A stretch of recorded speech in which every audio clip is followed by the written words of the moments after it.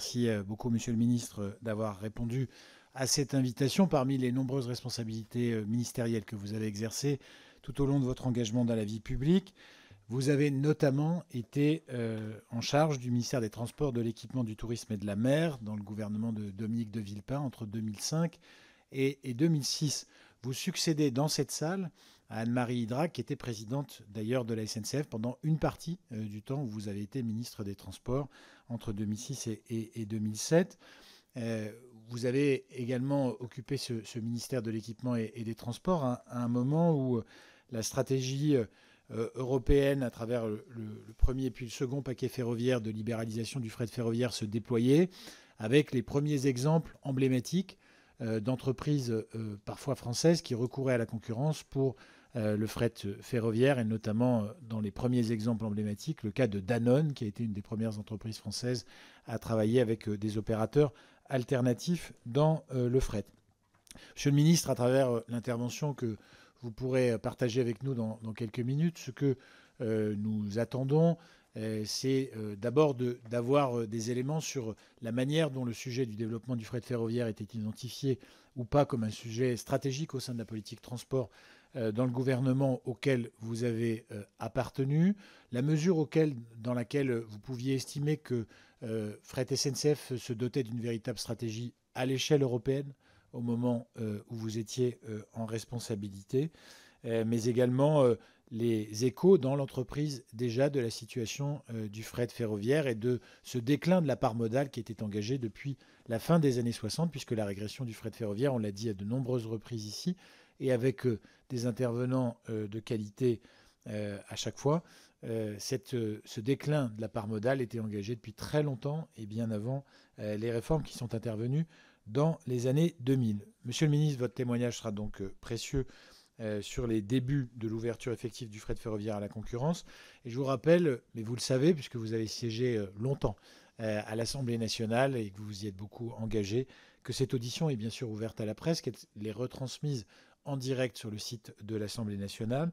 Je vous laisserai la parole, je le disais, pour une intervention liminaire d'une dizaine de minutes, puis nous poursuivrons ces échanges sous la forme de questions et de réponses. Auparavant, je vous rappelle que l'article 6 de l'ordonnance du 17 novembre 1958 relative au fonctionnement des assemblées parlementaires impose aux personnes auditionnées par une commission d'enquête de prêter le serment de dire toute la vérité, rien que la vérité. Vous le savez, monsieur le ministre, j'imagine que vous avez appartenu à plusieurs commissions d'enquête dans cette maison.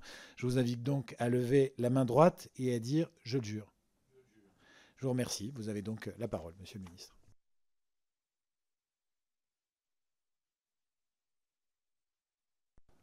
Voilà. Monsieur le Président, Mesdames, Messieurs les députés, merci de m'accueillir. C'est loin tout de même, en termes de mémoire humaine, je veux dire.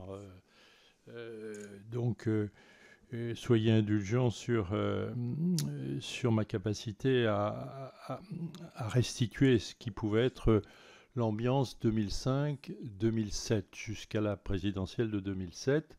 Et c'est à la fin de l'exercice de mes fonctions qu'effectivement, Madame Idrac a été nommée à la tête de la SNCF. Alors, l'époque était assez sensiblement différente à ce qu'on peut percevoir aujourd'hui en termes de ferroviaire. On était dans l'accélération du programme TGV, qui ensuite a eu une très mauvaise presse et puis qui aujourd'hui recommence à être mieux perçu. Mais nous étions très mobilisés là-dessus, avec des enquêtes publiques difficiles. C'était la deuxième tranche de Paris-Strasbourg, c'était le début de Paris-Bordeaux, c'était les interrogations sur le contournement de Montpellier, la ligne espagnole. Et donc, c'est donc une vision positive, dynamique, presque agressive, mais au bon sens du terme, du ferroviaire. C'est-à-dire qu'on y croit, on y va, on met de l'argent et on lance des appels d'offres, les grands du BTP se lancent dans l'aventure. Enfin, voilà. Donc, il y avait ce côté très, très positif. Bon. Et puis, il y avait effectivement le fret. Et là, bon, l'ambiance était morose, parce qu'on voyait bien les chiffres.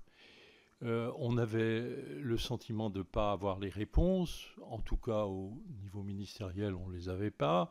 Dans l'entreprise, les dirigeants de l'époque essayaient de trouver des solutions.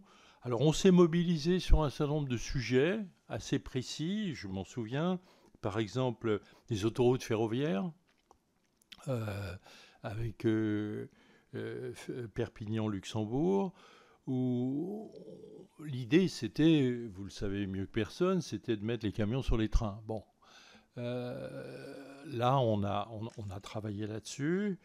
Il y avait aussi bien sûr le projet Sparle-Moncenis sur les Alpes. Il y avait l'esquisse d'un projet sur l'Atlantique. Avec d'ailleurs, j'ai entendu la fin de l'intervention de Madame Idrac tout à l'heure en arrivant, et avec justement les goulets d'étranglement.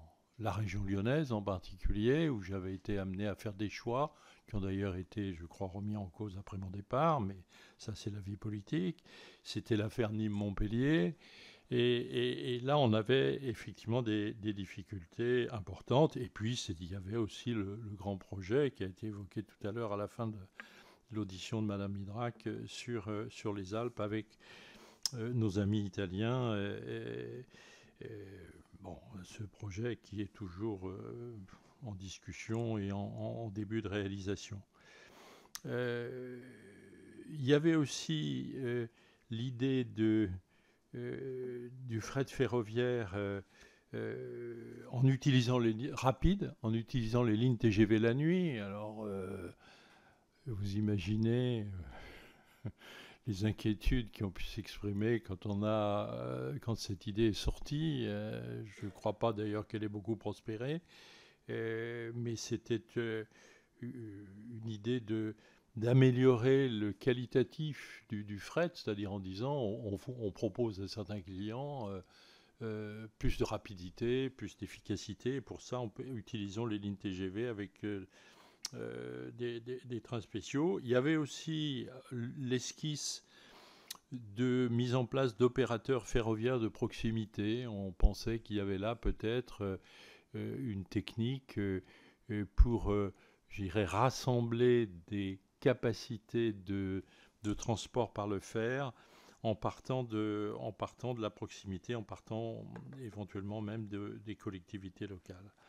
Alors, en vous disant cela, je vous dis en même temps, l'ouverture à la concurrence, c'était pas tellement notre sujet, en fait, à ce moment-là.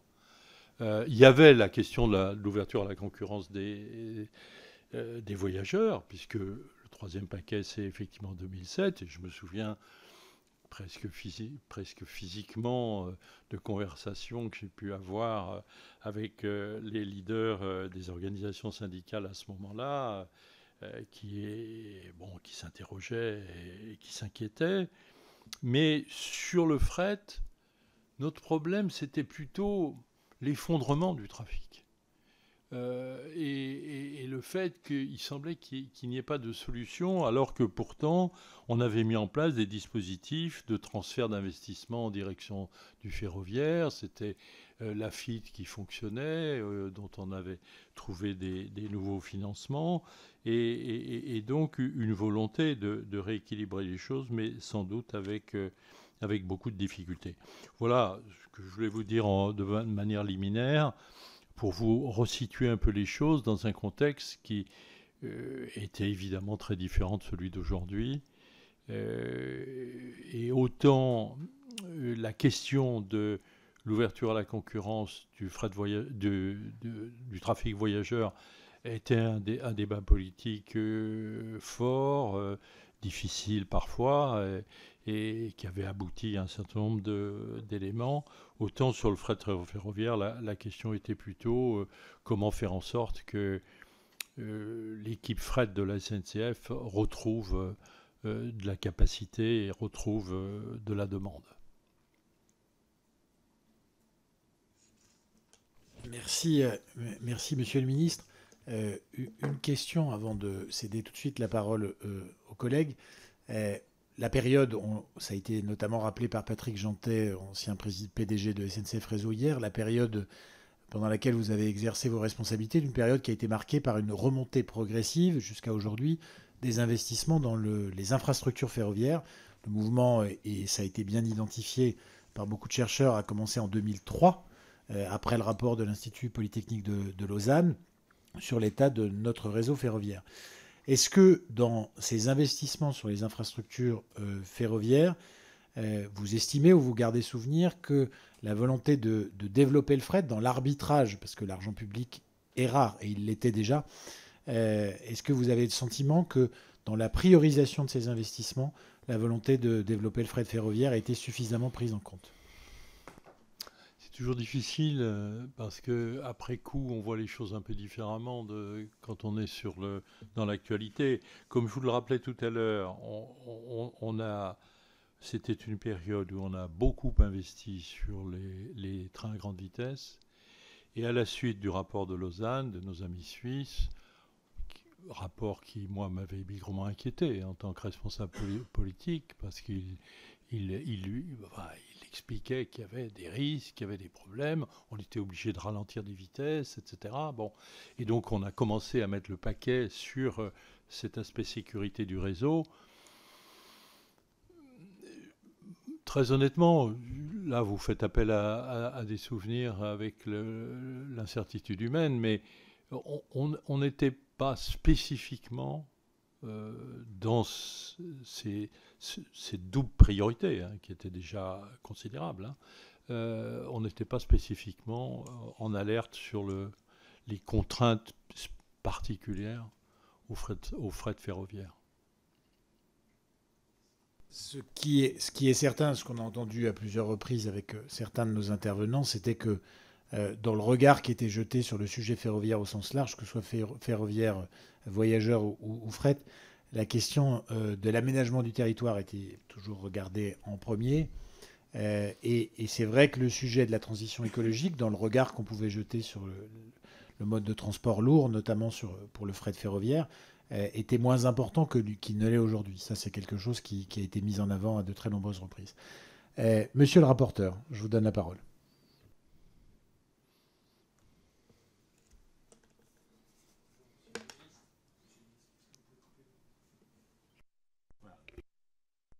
Merci. Monsieur le ministre, vous êtes aux responsabilités de 2005 à 2007, c'est-à-dire les toutes premières années où la France doit assumer ses responsabilités, ses engagements vis-à-vis de la Commission européenne, après que la Commission européenne ait autorisé l'aide d'1,5 milliard à fret SNCF. Lorsque l'on lit l'accord de la Commission européenne motivée de 2005, à plusieurs reprises, dans les attendus écrits de cet accord, les autorités françaises s'engagent à présenter un certain nombre de pièces qui doivent témoigner du bon déroulement du plan de restructuration qui accompagnait l'accord précédé et accompagnait, avec le plan Véron, puis le plan Marambeau, le plan de restructuration, grosso modo, qui s'est développé de 2003 à 2008. Les autorités françaises, notamment, devaient présenter annuellement un rapport à la Commission européenne, permettant de contrôler le bon déroulement du plan de restructuration.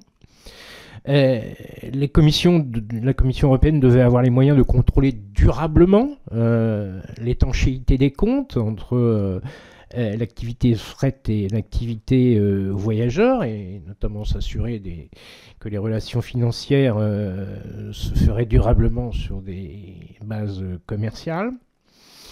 Les autorités françaises s'étaient engagées à procéder à un audit indépendant durant toute la période de restructuration et à en transmettre les conclusions à la Commission européenne. Et la Commission européenne, globalement, et textuellement dans l'accord, veillera au respect de la mise en œuvre du plan de restructuration, donc, qui couvre une période de votre responsabilité entre 2005 et 2007.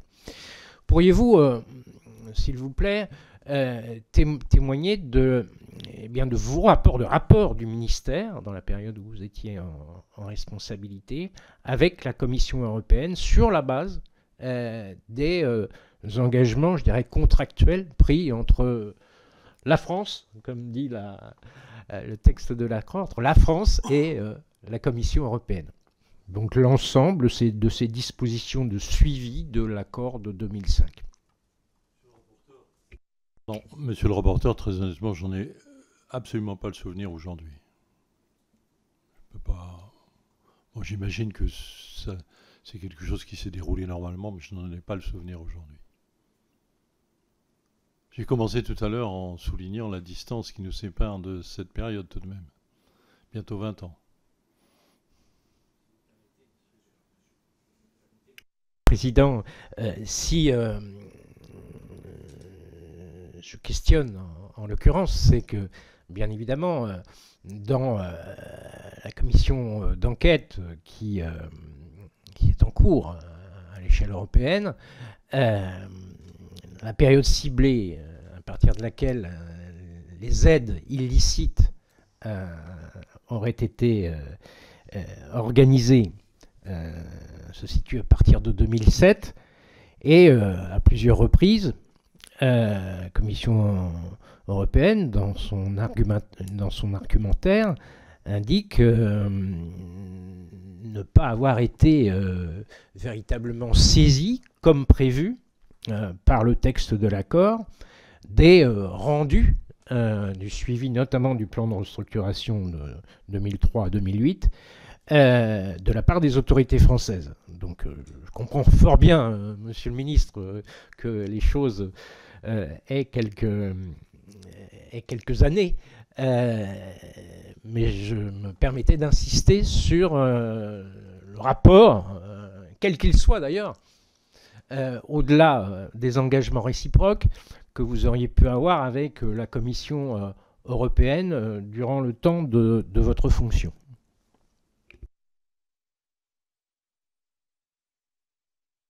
Non, j'ai rien à ajouter là-dessus.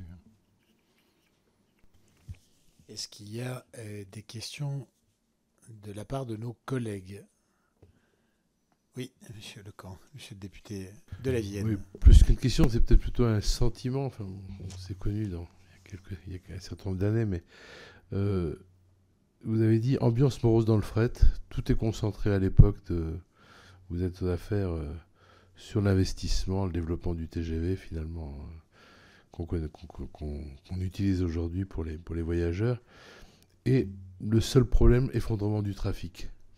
Dans ce contexte-là, le gouvernement, vous au niveau du ministère des Transports, dans vos rapports avec la SNCF, vous avez un souvenir de stratégie à partager pour sauver le bébé fret ou l'abandonner ou remettre un peu d'argent dans le moteur ou que de la subvention ou de l'investissement, un petit peu quelles étaient les instructions que le gouvernement pouvait donner à SNCF pour ce sujet du fret ferroviaire. Merci de cette question. Instruction, c'est pas tout à fait le mot. Enfin, le président de la SNCF, pendant la quasi-totalité de mes fonctions de ministre, c'était Louis Gallois. Bon, chacun connaît le personnage.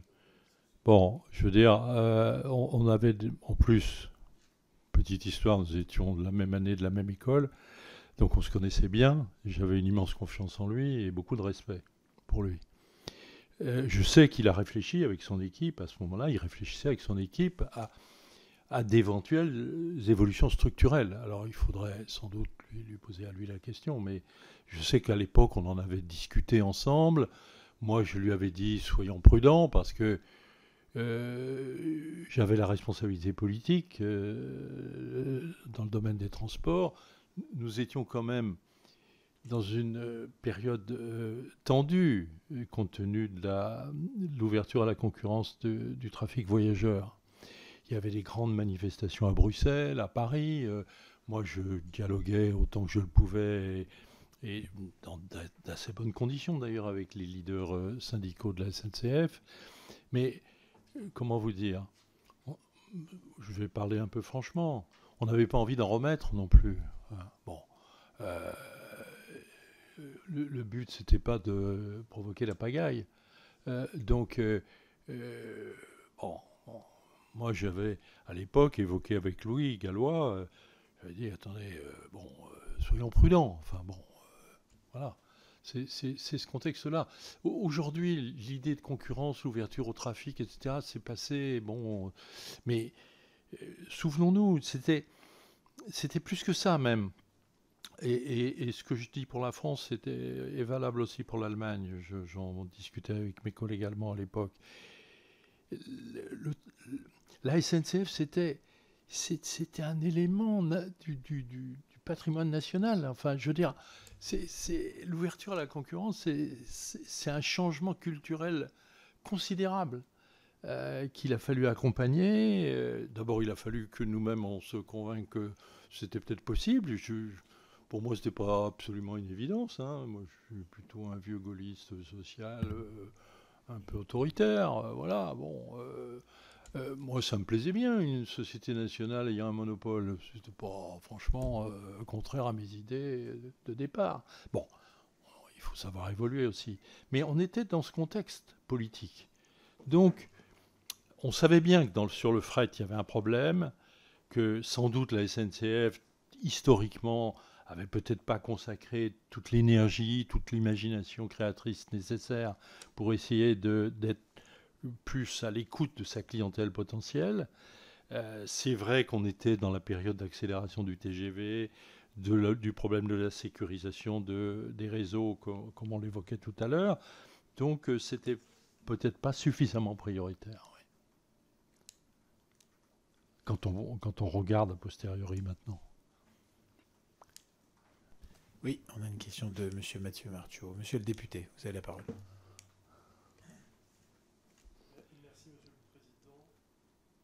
Pardon. Monsieur le ministre, à l'époque, vous pensiez que la libéralisation du marché intérieur allait dynamiser le fret ferroviaire. Est-ce que vous étiez conscient donc de l'état à l'époque des voies ferroviaires ne permettait pas donc de rendre un service de qualité et que cet état des voies était plutôt un problème pour l'ouverture à la concurrence? Oui, on l'a évoqué tout à l'heure, à la suite du rapport qui avait été réalisé par nos amis de Lausanne. On savait qu'il y avait des difficultés dans un certain nombre d'endroits. Il y avait aussi des goulets d'étranglement, je les ai évoqués tout à l'heure. Et il y avait nécessité d'augmenter l'investissement sur les infrastructures, en particulier pour avoir une meilleure offre en matière de fret, c'est sûr, oui. On en était conscient de ça.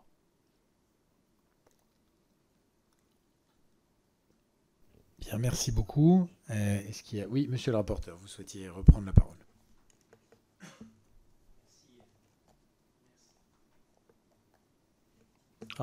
C'est pas grave. Monsieur le ministre, oui, je reprends. Parce que votre témoignage résonne un peu comme celui de votre collègue, le ministre Goulard, hier, qui a été auditionné, qui nous disait, pas dans les mêmes termes, mais voilà, question de la libéralisation, c'était pas un sujet pour nous à l'époque. Voilà. On avait le sentiment qu'il n'y avait pas d'élément de réponse. C'était morose dans le fret, mais il n'y avait pas d'élément de réponse, hein, qui nous était... Tout ça pour vous demander si vous n'avez pas le sentiment, parce qu'on nous a aussi indiqué des difficultés dans les rapports entre RFF, donc mis en place en 1997, et la SNCF. Est-ce que vous avez pas le sentiment, y compris assez tardivement, hein, on arrive là en 2005-2007, que les directions des entités ferroviaires, que ce soit RFF, que ce soit donc la SNCF et Fret également, ont pas vraiment aidé les politiques. N'ont pas vraiment aidé les politiques dans la prise en compte du lourd handicap qui s'accumulait sur l'activité fret dans notre pays. Est-ce que vous n'avez pas le sentiment que, comme vous le disiez tout à l'heure, le focus porté sur le TGV offensif, le voyageur, n'a pas quand même considérablement pesé auprès des politiques, empêchant ainsi des décisions peut-être un peu plus matures en la matière, parce que finalement, quand on interroge M. Goulard, peut-être vous-même, on est quand même dans des plans de restructuration lourds entre 2003 et 2008. Plan Véron, plan Marambeau, mais on n'a pas le sentiment, ou je me trompe, que ces plans de restructuration aient été, comment dirais-je, à la main du politique.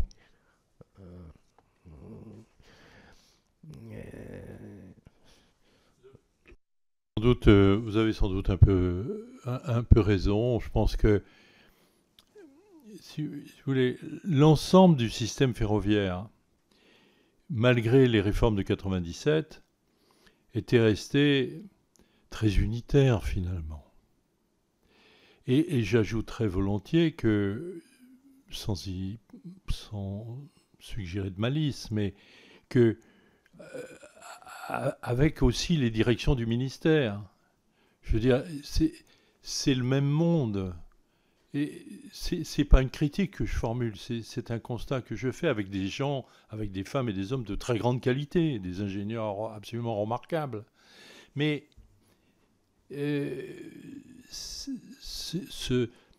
cet univers n'a pas encore intégré la libéralisation, la séparation du réseau et du... Bien sûr, juridiquement, tout ça a été fait, mais on sent bien que ça reste la même maison. D'ailleurs, ce qui s'est passé en Allemagne a montré que, je crois que les Allemands sont en partie revenus en arrière, bon, que tout ça n'est pas simple, qu'à partir du moment où on part d'une très grande société nationale qui, depuis un siècle, etc., ce qui était le cas aussi chez nos voisins allemands, bon, c'est pas très facile de changer d'univers. Alors, est-ce qu'il y avait une opacité par rapport au monde politique ? Je ne le crois pas, parce que c'est un monde de loyauté, c'est un monde d'ingénieurs, c'est un monde de gens qui respectent les institutions, et moi j'ai jamais eu de difficultés particulières, et je ne crois pas que mes collègues en aient eu spécialement. Simplement, on est très vite dans des sujets très techniques, très complexes, et il n'est pas si facile que ça pour un politique d'aller dans le dialogue à un niveau suffisamment précis peut-être pour faire davantage bouger les choses. Voilà l'analyse que je ferais volontiers, parce que il faut vraiment beaucoup maîtriser ces sujets pour pouvoir entrer dans une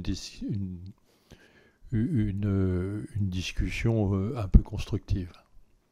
Oui, je vais faire écho à ce que disait, et donner tout de suite la parole à monsieur le rapporteur, à ce qu'il disait implicitement en parlant du portage politique des différents plans de relance du fret.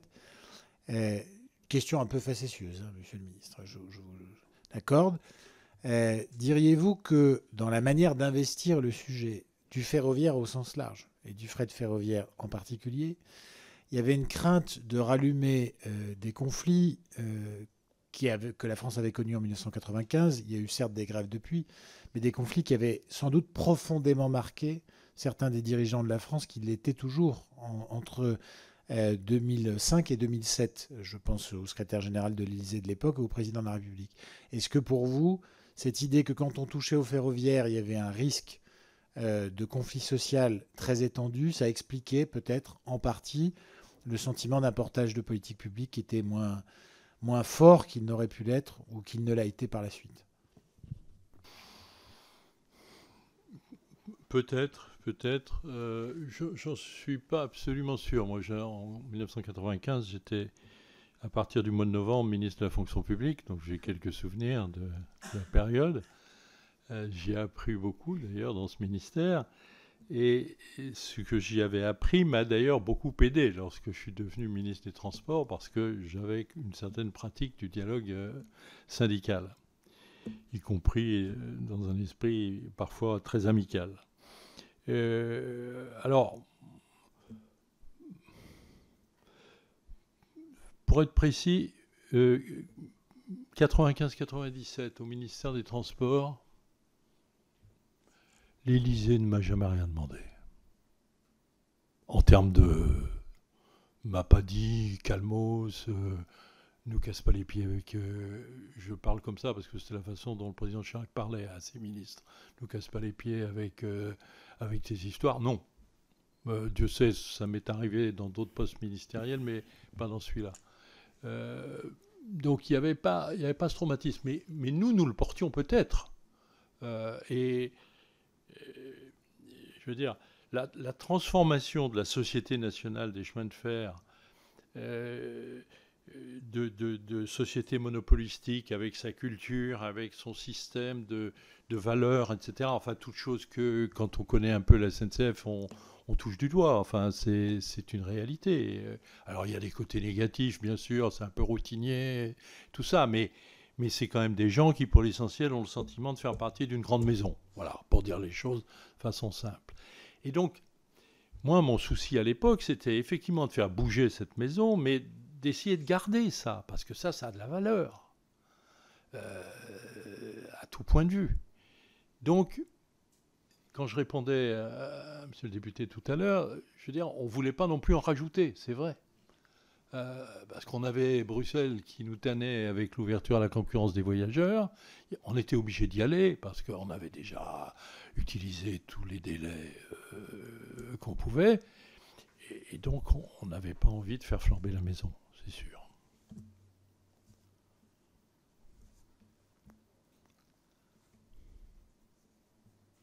Pardon. Si, c'est un exercice toujours. Oui, je me permets de continuer dans cette veine, parce que j'ai entendu votre identification comme gaulliste social. Finalement, vous aviez une belle maison qui vous, voilà, une belle maison intégrée. Et quand je vous ai posé la question tout à l'heure de savoir en gros, la question c'était laquelle? C'était vis-à-vis de vous, est-ce qu'on vous a pas, excusez-moi de l'expression, mais enquillé des choses au travers de directions technocratiques? Je faisais référence direction technocratique parce que un expert du ferroviaire dit que dans les années 97-2000, on est passé dans le ferroviaire de... Et vous disiez que ces ingénieurs étaient l'honnêteté même, hein, dans votre propos. On était passé de l'ingénieur à l'économiste. Et que finalement, les équipes dirigeantes, c'était elles faites très rapidement à l'idée de cette mise en œuvre de la libéralisation, de la concurrence, etc. Donc, mon propos que j'essaye de déployer, c'est de savoir si vous n'avez pas effectivement, indépendamment j'ai bien entendu, d'un point de vue politique, voilà, qu'on venait pas d'en rajouter inutilement, mais est-ce que vous pourriez conclure à l'idée que, en fait, cette restructuration a été une restructuration donc, sur le long terme, près de 5 ans, qui a échappé, disons-le clairement, aux politiques, qui a été conduite, voire, vous l'avez dit vous-même, vis-à-vis de politiques qui appréciaient cette maison, cette grande maison de la SNCF, eh bien qu'on vous l'a fait passer, quoi. Parce que quand même, entre 2003 et 2008, alors on parle bien sûr de l'opérateur historique, mais c'est un affaiblissement considérable à travers des plans Véron et Marenbo, sans pour autant que le rétablissement de la rentabilité tel que on peut l'envisager dans une logique libérale n'ait été restauré. Et le trafic continue de dégringoler.